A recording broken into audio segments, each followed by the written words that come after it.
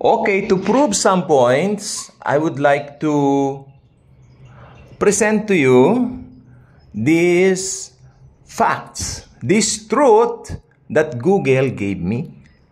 Okay, I just heard someone preaching here on FB.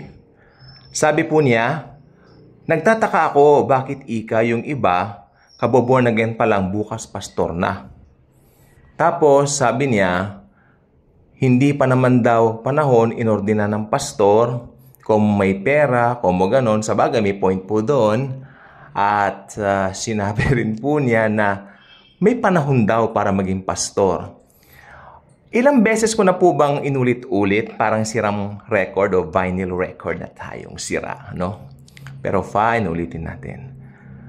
Wala pong pastor sa New Testament maliban sa Panginoong Hesukristo. Ano naman ang gawain natin? Yung gawain ng pastor, gawain niya ng lahat ng believers. Ang pastor, hindi po siya title. Sapagkat ang titulong pastor ay para lang kay Lord Jesus. Ngayon, yung gawain ng pastoring, actually, yun po ang para sa lahat ng born-again Christians na nakakilala kay Jesus. So, it's that only simple matter. Now, I Google it. What is ordination in the New Testament? Or is there an ordination in the New Testament? Ayan ang binigay ni Google. Right there and there. It's not present in the New Testament because it's not in the New Testament. Anyway, kung ikaw ay talagang believer, puspos ka ng Holy Spirit, para kang si Pablo, pwede kang mangaral, pwede kang mag-share ng good news. Why not?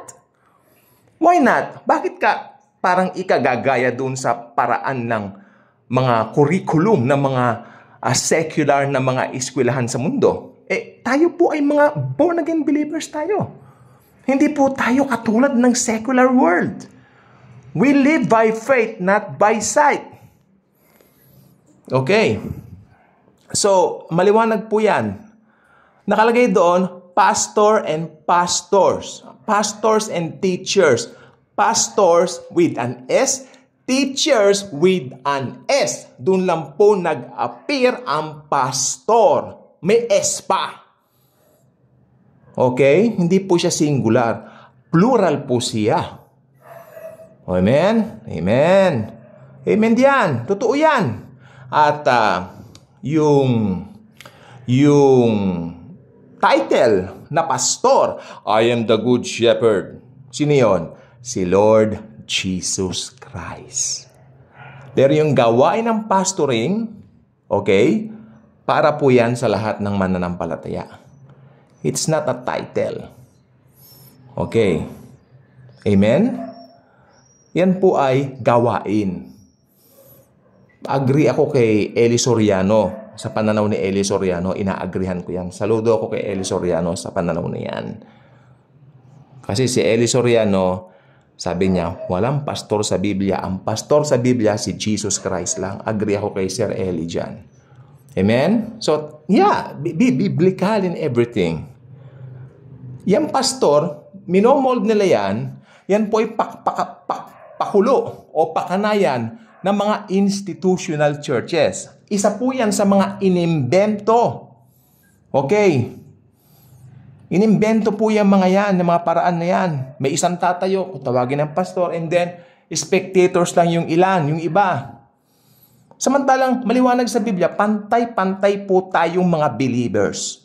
Okay? Pantay-pantay tayo mga mananampalataya. It just concerns me hearing this kind of messages na parang, yeah, ganun-ganun, pastor agad. Actually, lahat tayo may gawain. Basta filled ka ng Holy Spirit, you can do it. Hindi paraan ng mundo, kundi paraan ng Panginoong Hesukristo. Anyway, yung mga ganyan po na mga tipong ganyan, nagbabayad yan, mag-aaral yan sa mga ministry para, di ba, Bible school sa mga mamahalin na kung ano naman yung mga ituturo. And yet, hindi naman po ganun, hindi naman po necessary yan. At natutuwa po ako ngayon, marami na po, may isa po akong nakausap, matagal na siya nag-aral ng pastor, naging pastor siya, pero iniwan niya. Na-discover po niya itong ganito, na talagang biblical. Let's go back to the Bible. Let's go back to the arms of the Savior, the Lord Jesus Christ. Kaya kung hindi ka pa subscriber sa channel na ito, I invite you to do so. Click the notification bell, share this video, share the wonderful love of the Savior, the Lord Jesus Christ Himself. Thank you, and as always and forever, Jesus truly loves us all.